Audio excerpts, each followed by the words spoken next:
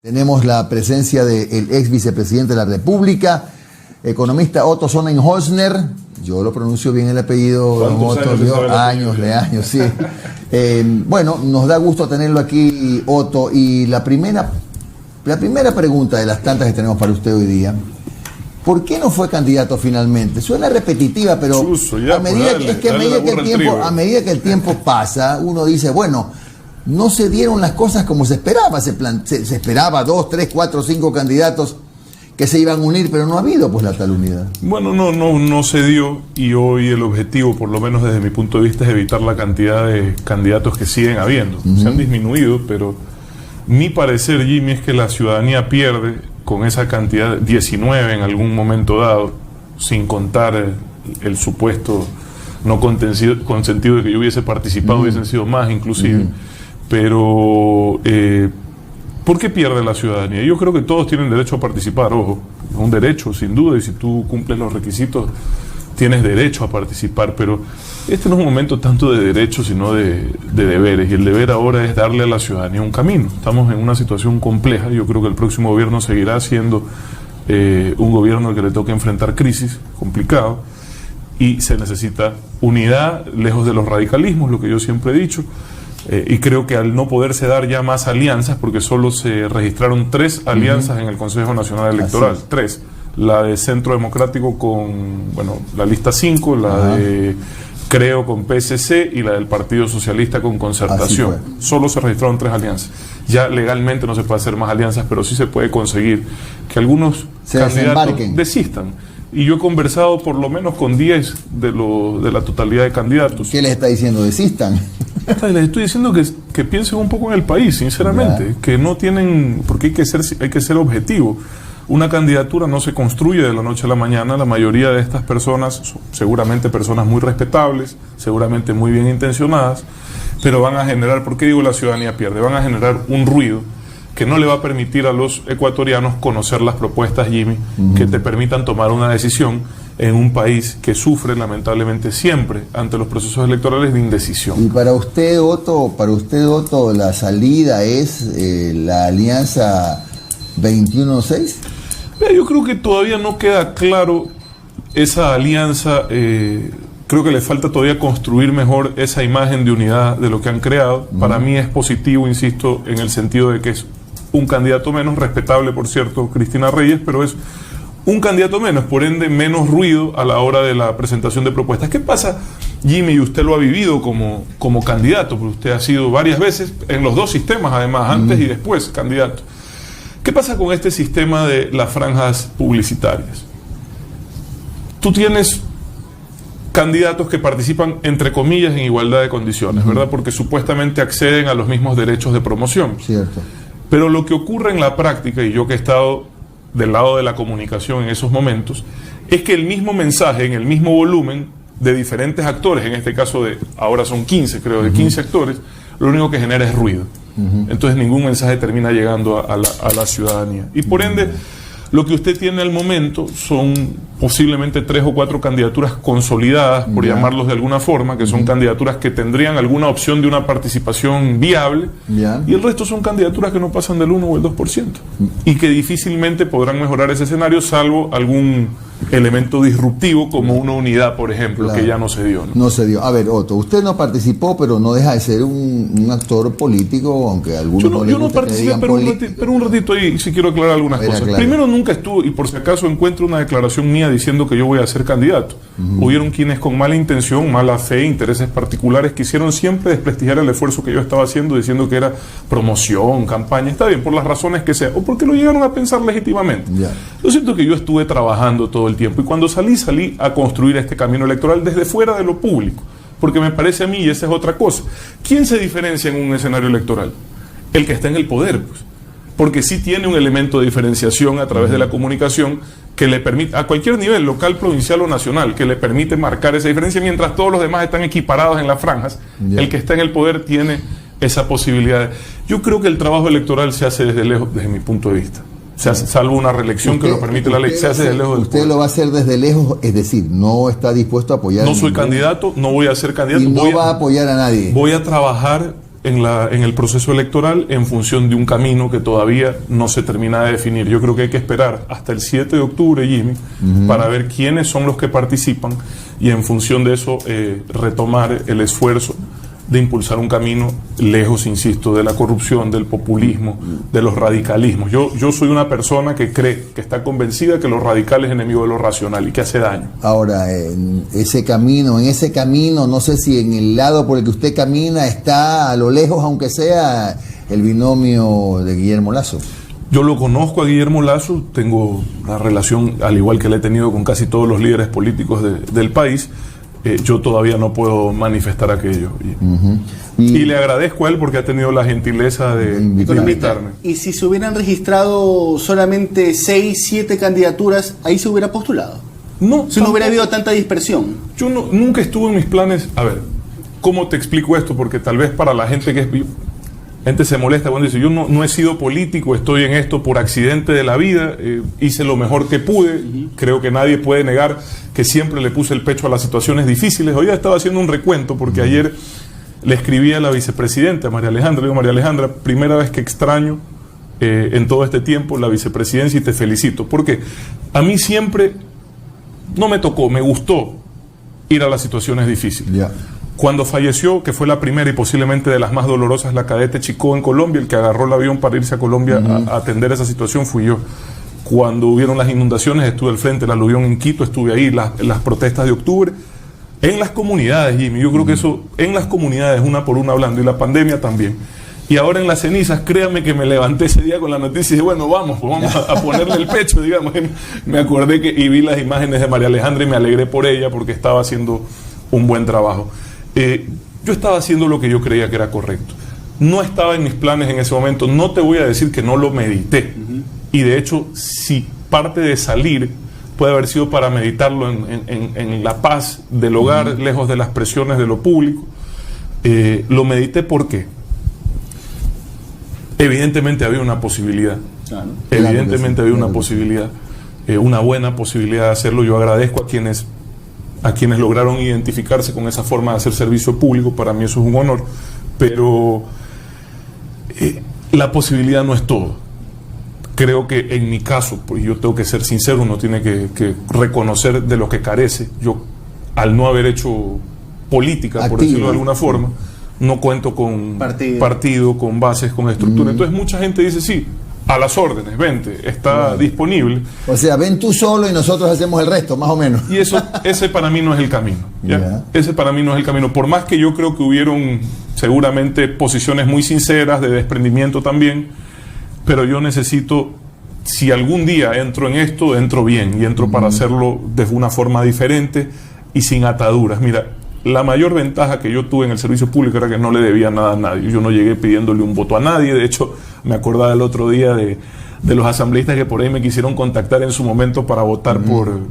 Y le dije, vea, si me quieres hacer un favor, no votes por mí, porque yo lo que voy a hacer es un sacrificio, ¿verdad? Entonces, así ha sido siempre mi posición. Y lo ideal es llegar a gobernar sin ataduras que después compliquen ese trabajo, Jimmy. Yo creo que para eso yo trabajaría en algún momento, lo pensaría, lo meditaría y buscaría un camino. ¿Por qué? Porque sí creo también que hay que dar el mensaje que no hay que huirle al servicio público. Creo que mucha gente tiene temor a meterse. Esto es muchos lo hemos vivido, lamentablemente, es una cloaca. Mucha gente quiere ensuciar, desprestigiar, dañar, sin justificación, hacer juicios de valor. Hay que aguantar.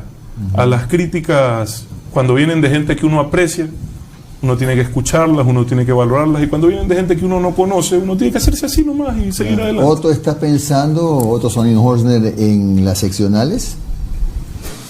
Yo creo que hay que construir, insisto, no tal vez participar yo directamente, pero sí trabajar, ¿por qué no en un proyecto seccional? Nunca diga nunca. No he dicho nunca, ¿no? Pero no trabajar como candidato, sino tal vez construir un camino, una opción para la ciudadanía, ¿por qué no? Vamos a analizarlo. Creo que es muy temprano todavía, Jimmy. Veamos cómo termina este proceso electoral. Creo que es un proceso electoral muy importante para el país, y sobre eso vamos construyendo. Jimmy. Economista, en el momento en que usted anunció que no iba a ser candidato, lo hizo a través de un comunicado en redes sociales, indicó que lo hacía justamente por este tema de la dispersión, para que la gente pueda conocer bien los planes de trabajo de los candidatos, pero insistió en que usted lo hacía también para evitar fragmentar el voto de cierta tendencia y con eso evitar que regrese la corrupción, el autoritarismo. Sobre todo lo radical. Perfecto. También Álvaro Noboa, cuando él desiste, dice: lo hago para que el correísmo no regrese. Cuando se firma el Pacto Social Cristiano, creo, también se habla para que el correísmo no regrese. ¿No cree que a lo mejor, economista, centrar el debate en que regrese o no regrese el correísmo nos vuelve a atomizar la situación, a decir que nuevamente la elección será si Correa o no Correa? Te voy a hacer, primero yo me refiero poco a Correa como tal, porque él es un individuo y las personas somos transitorias. Yo no hablo mucho de correísmo, lo evito. Creo que hay un modelo que se llama socialismo del siglo XXI que ha hecho mucho daño al país desde mi punto de vista. Yo respeto a quien considera lo contrario, pero yo he sufrido las consecuencias desde adentro de la irresponsabilidad de ese modelo. Lo vive Venezuela, lo vive Argentina. Es muy complicado, ¿ya? No es sostenible. Puede tener cosas positivas, sin duda, pero no es sostenible. Generaron una sensación de falsa prosperidad porque no tenía un sustento real. Era un endeudamiento insostenible, lo que nos tiene hoy en esta situación. Mira, cómo fuera la situación del Ecuador con algo de reservas, cómo fuera la situación del Ecuador con una situación económica en mejores condiciones, como la tienen posiblemente un país como Colombia, pues podría ser mucho más fácil para nosotros. Y sin embargo aquí estamos, y no es de quejarse, es de salir para adelante.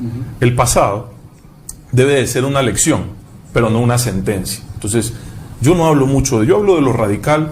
Creo que el socialismo del siglo XXI no le sirvió positivamente al país. Hay, insisto, cosas rescatables que tal vez eran lógicas, pero el resto, hermano, no es viable. Claro. Entonces, pero ese modelo, y por eso, olvídate de Correa. Correa no es candidato. O sea, íbamos a tener 3 Correas en papeleta.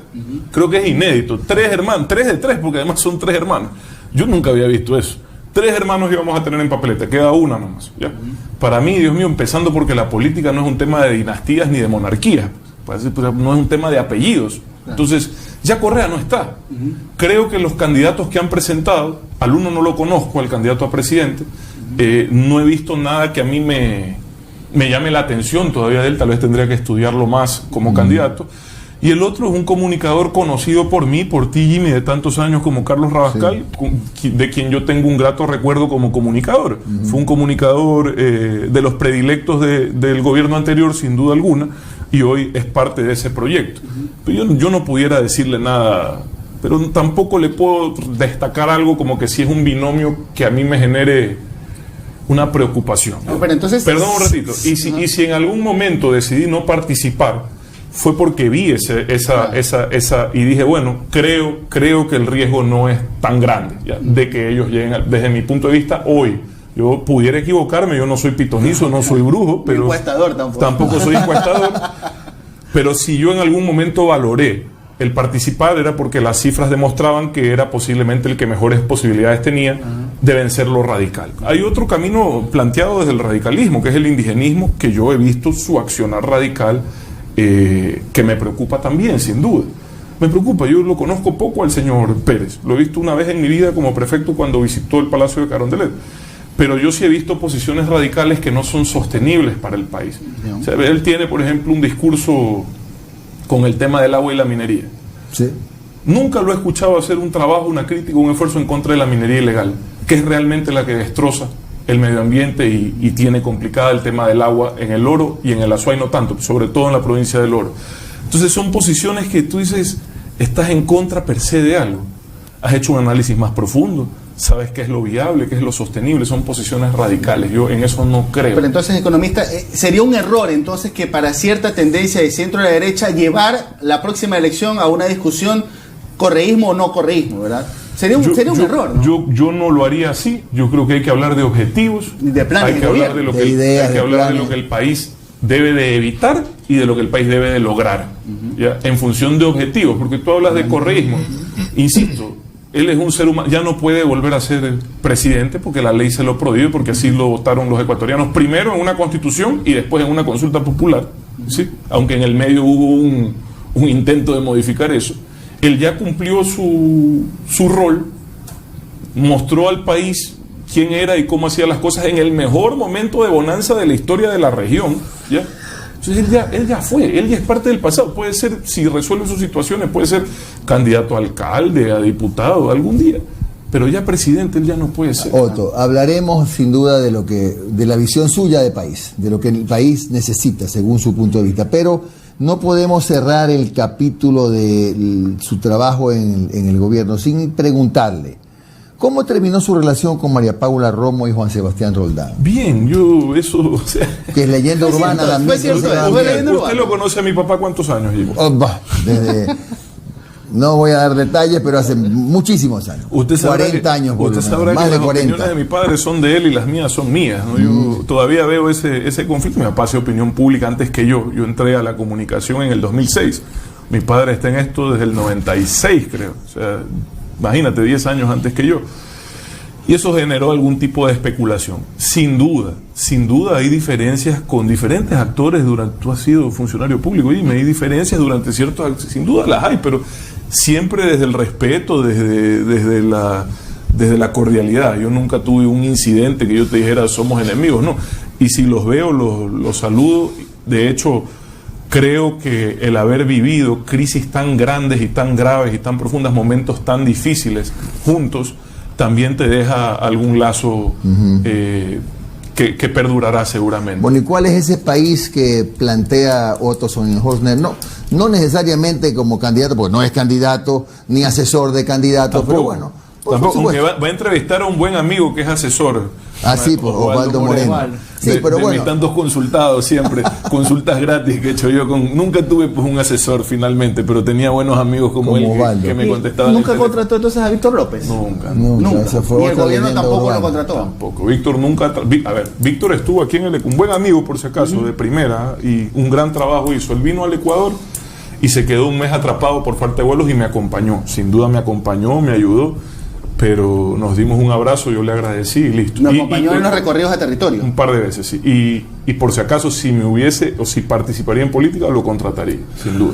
Pero no fue el caso, y de hecho lo consideré, pero no fue el caso porque no llegué a hacerlo. Decíamos, bueno, ¿cuál es ese país que ve con optimismo o que aspira a Otto Sonnenhorstner? Por ejemplo, si en sus manos estuviera, Otto, el tema de la refinería, que va a ser concesionada en febrero, mes de las elecciones, ¿usted habría hecho lo mismo? ¿Está de acuerdo? ¿Le parece bien? Hay unas discusiones interesantes, ¿no? Porque la gente quiere llevar los temas a la izquierda o a la derecha, ¿verdad? O sea, la gente diría que el gobierno anterior es de izquierda. Ya.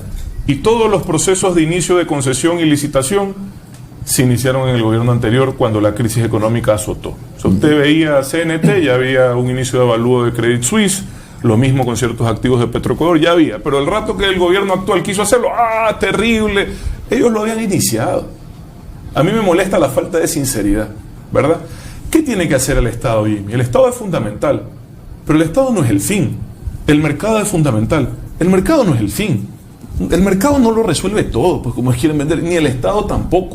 Tienes que encontrar en ambos instrumentos las herramientas para lograr el fin. ¿Cuál es el fin? El bienestar, pues. Que estemos bien, que no existe inequidad, que tengamos igualdad de oportunidades. Ese es el fin. Usted tiene que definir en el gobierno. La gente dice, el recorte brutal del Estado. Está bien. ¿Qué es lo sostenible? ¿Qué es lo sostenible?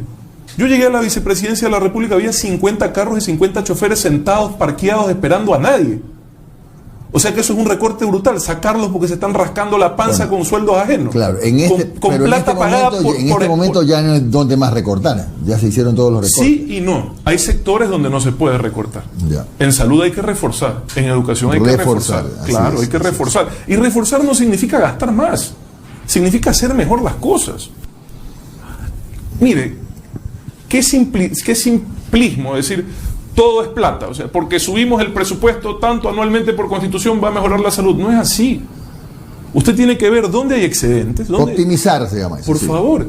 O sea, la gente se los... Yo saqué...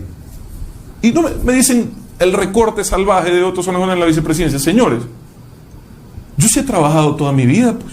Yo sí pago mis impuestos. Yo sí espero que el dinero que yo gasto sirva para sacar adelante al país, no para pagar sueldos de vagos, pues. Entonces, hay funcionarios públicos de primera, seguramente la mayoría, y también hay de los otros. Ellos no tienen por qué seguir en el sector público.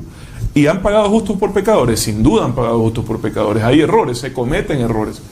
Pero lo ideal es que el Estado sea eficiente, Jimmy.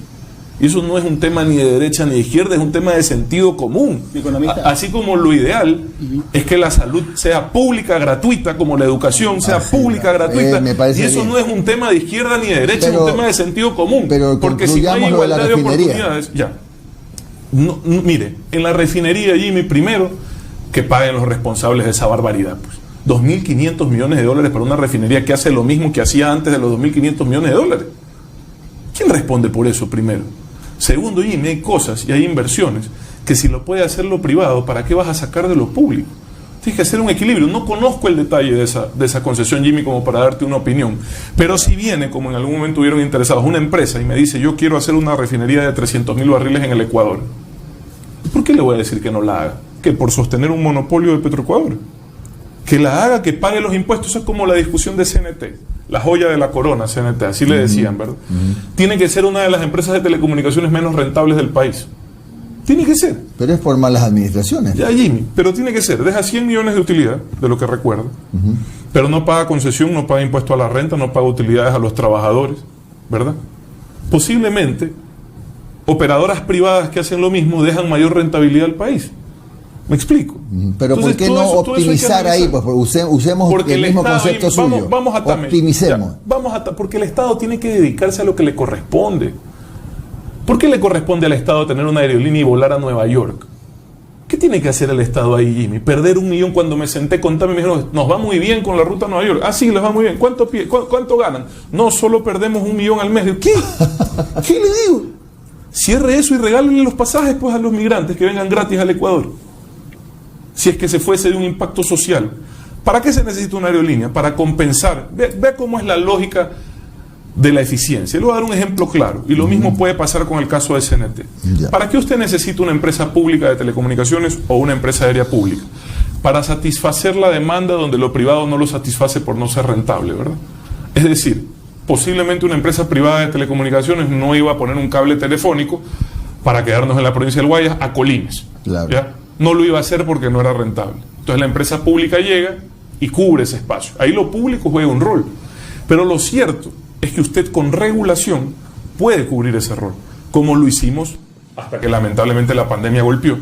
Pero usted le decía a las aerolíneas, a las 2 que operaban en el Ecuador, Avianca y Latam, hay que ver cómo quedan después de la pandemia, va a ser un problema eso. Usted les decía, a ver, yo tengo TAME porque nadie quiere volar a Loja, yo tengo TAME porque nadie quiere volar a Esmeraldas, yo tengo TAME porque nadie quiere volar a Santa Rosa. ¿Usted quiere volar a Galápagos? Bueno, tú me cubres la frecuencia a Santa Rosa y yo te doy la frecuencia a Galápagos. Así funciona, Jimmy. Y no pierdes 300 millones de dólares como acaba de perder TAME durante 10 años en una administración, créame que da horror. Entonces, ahora, eso con todo, Jimmy, el Estado tiene que enfocarse en hacer bien lo que le corresponde hacer.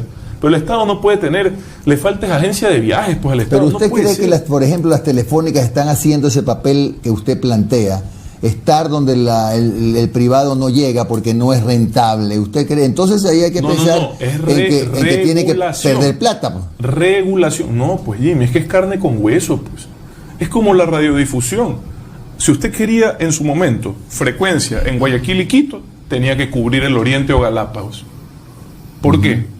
Porque eran zonas que no tenían cobertura porque no es rentable, ¿verdad? Usted quiere carne, lleve hueso, pues cumpla su rol social en la sociedad. Pues si usted quiere que algo sea sostenible, tiene que tener una lógica ambiental, un propósito social y evidentemente una rentabilidad. Pero eso hay que decirle también a las telefónicas privadas, a las eléctricas. No hay que decirles. Hay que obligar por regulación. Pero no lo hacen. Bueno, mira que yo le estoy dando un ejemplo de algo que sí empezamos a hacer por iniciativa mía en aviación civil. Sí se puede. Y donde no dan los números, te toca entrar con un servicio público. Pero eso es otra cosa, pues. Pero ya sabes que entras en una lógica de subsidio, ¿verdad? ¿Cómo no dan los números? Las avionetas de TAME a la Amazonía. No dan los números. Hay que sostener ahí esas avionetas, porque la gente de la Amazonía necesita conectividad. Sí. Pero TAME no tiene por qué volar a Río de Janeiro, Buenos Aires y Nueva York, pues. ¿Qué somos? Nosotros, ¿qué somos? El emir de Qatar. Por Dios. Esas son las cosas que han hecho daño, Jimmy. Aquí se perdió la dimensión, la proporción de la realidad del país. Tenemos que aterrizar en nuestra realidad y sobre esa realidad construir algo sostenible, próspero, viable, pero no soñar con que somos, discúlpeme, Dubái, pues. Economista, tiene toda la razón. Yo creo que nadie va a negar que hay que optimizar los gastos del Estado, pero tampoco dejar un Estado famélico. No, o sea, por ejemplo, vamos a revisar un poco la situación. Durante la pandemia se decide pagar a bonistas con la intención de luego conseguir recursos. Pero a los bonistas sí se mueve cielo y tierra para cancelarles, pero a los servidores públicos, a los maestros, a los de salud, a los doctores, enfermeras, se les dice aguántate 1, 2, 3 meses. Se quiere vender Banco del Pacífico, se quiere concesionar Refinería de Esmeralda, se quiere concesionar CNT, se va a vender TAME. TAME se va a vender. Si tú consigues quien pague $2 por pero TAME, esa es la intención. Hermano, es la intención. $2. Alguien que dé $2 para que se lo lleve. Economista, la intención es venderla. Vender los activos que quedan, pero ahí no hay nada, hermano. Ahora, hay servidores públicos que estamos ya 23, todavía no cobran su salario. ¿Ah? No. A veces estamos. ¿Ah? No, están. No, digo, es que estamos, leo tantas personas aquí que me indican todos los días que estamos ya 23 y no cobran su sueldo. Y así estaba yo también, ¿no? Por si acaso. No. De hecho, la semana pasada me pagaron el saldito de los últimos 12 días que trabajé. A lo que vamos es que la situación en estos momentos del Estado, bueno, recordemos el tema con los GATS, que también está complicadísimo. Mira una cosa ahí, súper interesante y puedes tener razón. Pero para evitar que eso vuelva a ocurrir, hay que exigir que se sea responsable con la administración de los recursos públicos. Estamos dolarizados, pues. Aquí los dólares no se imprimen. No hay la maquinita. Aquí los dólares son los que hay. No hay la maquinita. Cuando se pagó los 300 millones a los bonistas, a ese momento ya estábamos entrando en la crisis de salud. Hasta que yo estuve, no hubo un retraso en el sector salud. No hubo un retraso en el sector salud, y eso era una exigencia del presidente de la República. Retrasados el resto. Todos teníamos atrasos en los sueldos, todos, y los últimos en cobrar siempre éramos los de mayor jerarquía en el sector público, y así tiene que ser. ¿No deberíamos estar en esa situación? Sin duda que no, pero créeme que se han hecho milagros para que aquí sigamos teniendo país en esta situación. Esta ha sido la crisis más grande de la historia reciente de la humanidad, y el Ecuador entró en esta crisis en una situación económica ya precarizada. Sí. Ya precarizada. Ya venía en coma. Entonces, perdónenme, se habían burlado toda la vida de los fonditos. ¿Cómo nos hubiesen hecho falta? ¿Cómo nos hubiesen servido en esta situación? Pero no los hay. Entonces, ¿qué queda? Tocar las puertas de la comunidad internacional para que lleguen los recursos que el país necesita, que es lo que va a empezar a ocurrir, entiendo yo, desde el mes de octubre. Enhorabuena. Sí, hemos pasado meses duros, todos. Yo entiendo que a partir de octubre se corrige. Ahora, eso no es permanente. Si se vuelve a incurrir en gastar más de lo que te ingresa de forma permanente, vas a volver más pronto que tarde a esa misma situación. ¿Qué es gastar más de lo que te ingresas? Déficit hasta el 8% anual. Todo el mundo aplaudiendo. ¿Por qué? Porque había una sensación de bienestar. Por supuesto, pues, si tú empiezas a chorrear dinero desde el Estado, incluida toda esa corrupción, por supuesto que va a haber una sensación de bienestar, pero es falsa, pues. ¿Y usted no cree que la gente vivía mejor antes? Jimmy, es falso, no es sostenible. Es como que usted gane todo su sueldo y se gaste el doble todos los meses. Sus hijos van a vivir mejor. 2 años posiblemente van a vivir mejor. Hasta que usted ya no tiene cómo pagar esa bicicleta que ha montado. Es que es igualito. Se burlaban de los fonditos, se burlaban de la contabilidad. Vean, señores, esto es sencillo. Aquí hay que ser responsables. ¿Hasta dónde nos da la sábana? Más de eso no podemos cubrirnos, priorizando los sectores fundamentales para la gente, que básicamente son salud, educación y seguridad. ¿Cómo evalúa la gestión de Richard Martínez en la economía? Richard va a salir, si logra lo que ha anunciado, va a salir mejor de lo que ustedes creen, porque va a haber dejado estabilizada la dolarización. Con 20.000 millones de nueva deuda. Pero en mejores condiciones, pues. Esa es la diferencia. ¿Qué tienes que hacer? Mejorar los flujos. ¿Cómo es la nueva deuda? El 3%, 4 años de gracia, hasta 30 años plazo. Pero aún desconocemos cuáles son las nuevas medidas que nos pide el FMI. Bueno, yo tampoco las conozco porque todavía no se cierra el acuerdo. Pero ahí viene de nuevo la satanización de los multilaterales, ¿verdad? También los satanizó el gobierno anterior hasta que los necesitó. Ahí sí volvió el Banco Mundial y volvieron todos. Así es esto. Los acuerdos son tan buenos como la capacidad que tengas tú de negociarlos. Es como la satanización de los acuerdos comerciales. No al TLC. ¿A qué te opones si todavía no sabes qué es lo que vamos a negociar? Entonces, tú tienes que negociar en función de lo viable. ¿Cuánto puedes pagar? ¿Qué sí puedes recortar? Y esa es la obligación del gobierno. Si el ministro Martínez sale renegociando la deuda, que ya lo hizo, logro importante que libera 1.500 millones de dólares de flujo, que se concretó, por lo menos en el tiempo que yo estuve, gran parte de eso. 1.500 millones de dólares de flujo se liberan, es más o menos casi el 20% del flujo de pagos de deuda anual. Y se reestructura en mejores condiciones y con menos capital. Es un gran logro de él, enhorabuena. Si logra ingresar esos recursos y logra ponerse al día, habrá salvado la dolarización el señor Martínez. Créeme que no es un logro menor en esta situación y creo que a futuro se valorará mejor. No le pregunto si está de acuerdo, Otto, con que lo censuren, porque me va a decir que no. Lo natural, no, está bien. Ahora, la última pregunta, porque entiendo que usted está con la agenda muy ajustada. Ya son las... Me voy a mi vida de civil. A su trabajo, lógico. Otto, de todo lo que lo he escuchado, me apunta a pensar que si mañana o más tarde usted tiene algún ánimo de apoyar a alguien, es al binomio de Lazo y Borrero. ¿O estoy equivocado?